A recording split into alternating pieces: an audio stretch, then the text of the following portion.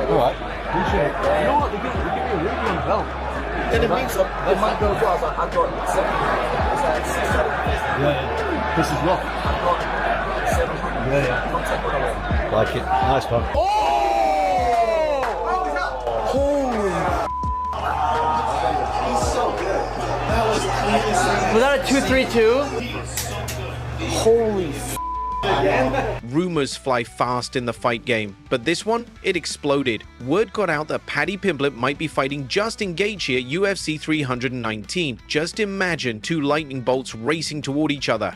That's how powerful the buzz was when Dricus Du Plessis casually dropped the news. Was it a slip? Or did he do it on purpose? No one knows, but the second he said Paddy versus Gaethje, the internet caught fire. Fans went wild. And while that was happening, Ilia Topuria and Paddy had their own face-off right in the middle of the cage when nobody saw it coming. One leak. One unexpected showdown. Now the entire lightweight division is in chaos, but before we go deeper into that madness, let's take a moment to talk about something much more personal. Ben Askren's life took a sudden heartbreaking turn. Just 5 weeks ago he was feeling fine, walking around doing life, then out of nowhere his lungs failed, completely.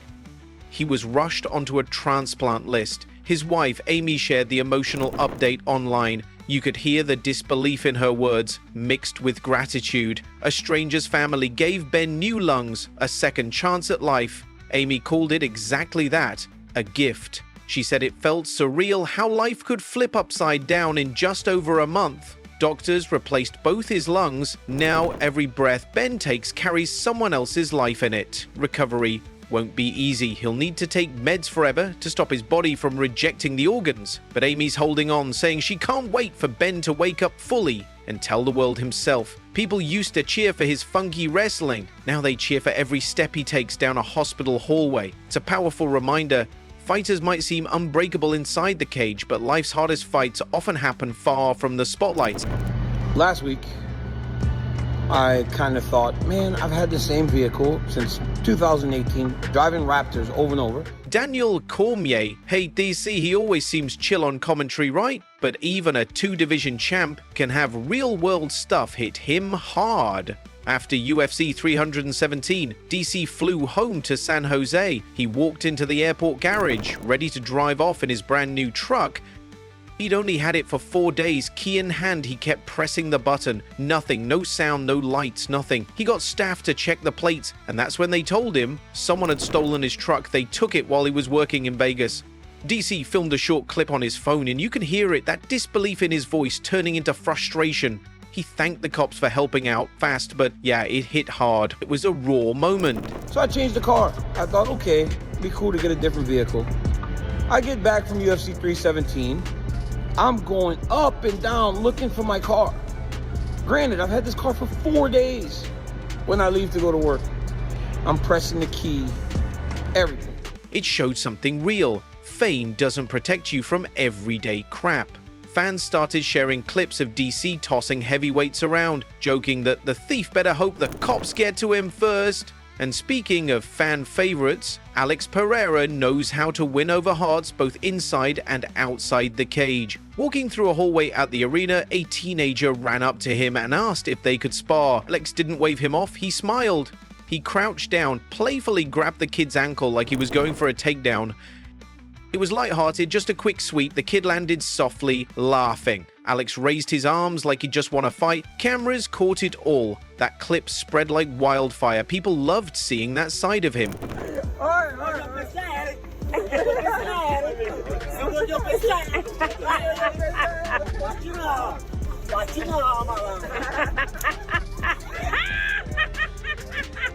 In the octagon, Alex is cold, ruthless, but in that moment, he looked like a big brother, just having fun. Fans joke that even a playful sweep from Alex feels like getting tripped by a tree trunk. And that teen, he now has a story for life. And Alex, he just showed a kind of charisma that some critics say he doesn't have. These small, human moments, they help build legends just as much as titles do. UFC 317 was packed. You had heavyweights, middleweights, and everything in between. Backstage, newly crowned king Tom Aspinall crossed paths with Israel Adesanya.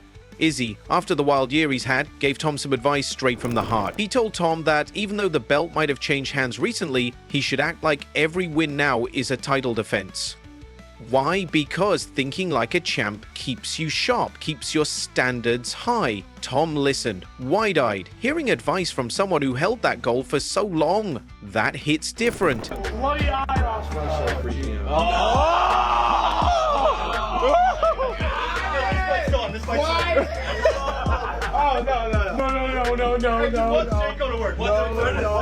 Dude, it's up our stream. Turn it off. That short moment between them, it mattered. Two champions comparing notes about fame, pressure, money, and what it means to always have a target on your back. Fans praised Izzy for sharing wisdom instead of keeping it to himself. It reminded everyone that behind the trash talk and knockout reels, there's a quiet brotherhood in this sport. While fans cheer for knockouts, the fighters, they're out here helping each other stay sane under the pressure of a spotlight that never dims. Now, back to the drama. Because Ilia Topuria and Paddy Pimblett are stirring the pot like nobody else. After Ilia knocked out Charles Oliveira to win the featherweight belt, he didn't stop there. He stepped right into lightweight territory and called out Paddy. Then, during UFC 317, somehow Ilia made his way into the cage between fights. He got right in Paddy's face, nose to nose. Security rushed in. Dana White was fuming, said it should have never happened. But the cameras didn't stop rolling. Paddy Pimblett brought him into the cage and they had a face-off. Obviously, they've got a long history together. I know there's a lot of options on the table for Ilia, but when he shows that type of interest in a fight, does that make you want to make it? Well, I don't know who the hell let him in there. That should have never happened. Let's start there. Later, Ilia told reporters exactly how he feels. He doesn't like Paddy at all, said he would enjoy kicking him around the octagon. He admitted fighting Charles was tough emotionally because he respects him. But with Paddy, there's no respect, no love lost. Paddy brushed it off, but he had that grin, the kind a kid gets when they know they're about to stir up some chaos. Some people think Ilia's planning to jump to lightweight for good. Others say he just knows how to hype a fight. Whatever the reason, that stare down turned up the heat. Fans are already imagining Ilia's sharp boxing going up against Paddy's wild scrambles. They're asking the big question, will the UFC make it happen? He's a really great human being. You can hate him. You always see him surrounded by his family, friends, teammates. He's an amazing human being. But at the end, I was like, this is competition. I have to do my job, and that's it. Not everyone gets to see every fight in perfect HD. One poor Charles Oliveira fan learned that the hard way. He was streaming UFC 317 with friends when his feed froze, right at the worst moment.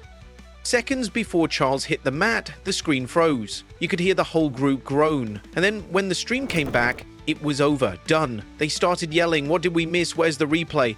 That clip of their reaction went viral. People laughed because, let's be real, we've all been there, buffering at the worst time. And while that was happening, bantamweight champ Sean O'Malley was live streaming his own reaction to Ilia's knock. He yelled, "Holy!" and thanked his lucky stars that Ilia didn't accept his earlier challenge. Sean said he wanted to see some grappling, but instead he got a brutal right hand followed by a devastating left. Fight over, that moment said it all. From fans with frozen screens to champs breathing sighs of relief, these fights shake everyone. Some fighters are chasing new weight classes, but Alexandre Pantoja is staying put. After choking out Kai Kara-France, people started asking if he'd move up to bantamweight for more money, bigger fights. But Pantoja? He shook his head. He said the flyweight division still has challenges that nobody else can handle. He respects guys like Merab at 135, but leaving 125 would mean giving up his belt. And that's just not who he is. No way he's walking away from a fight. He talked about how much he loves being in the gym on Monday mornings, that he's just a hardworking guy, and he wants to defend his title again and again until someone takes it from him the hard way. Fans respected that. They called him a throwback, a real champ, someone who wants to clean out his division, not just chase fame. In a world where everyone's chasing super fights, Pantoja's decision feels rare. It's bold, it's old school, and it might be exactly what flyweight needs to shine brighter, to show that the little guys have big heart and even bigger skill. Merab is a huge guy, you know. He's small, but he's a huge guy, you know. He's heart, his spirit, it's so nice, you know. One of the best. He's so good heart. Rankings always stir up drama, but pound for pound debates, those set the whole internet on fire. After Ilia Topuria destroyed Oliveira, Kamaru Usman came out and said something huge. He thinks Ilia should be #1 across all divisions.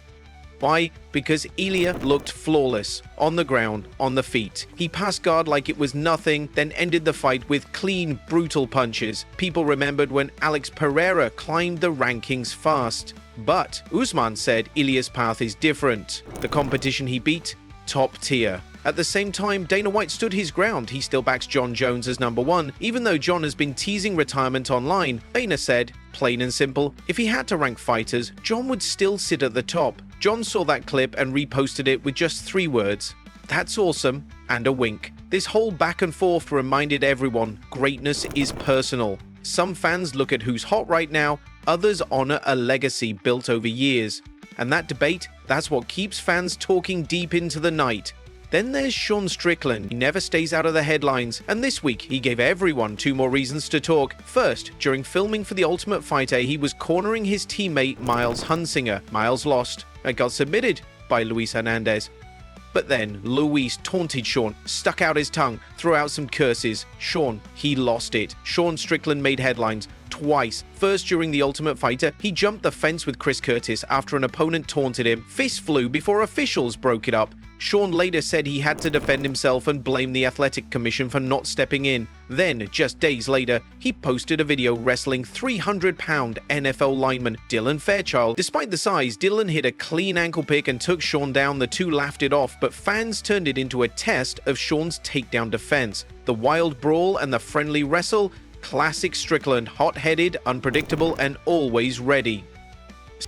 Meanwhile, Dricus Du Plessis casually dropped a bomb, saying the UFC 319 co-main would be Paddy Pimblett versus Justin Gaethje. No official word from the UFC, but Dricus spoke like it was set in stone. Fans exploded online. Was it a real leak or just a rumor? No one knows, but the hype is real. At the same time, Israel Adesanya had a moment of humility. When a fan asked him to trash talk Jon Jones, Izzy refused. He said no one's perfect and respect matters, even for rivals. That moment went viral too, so if UFC 319 really gives us Paddy vs Gaethje, fireworks are coming. And with Ilia Topuria right behind Paddy, the lightweight division is just waiting for one spark to set it all off.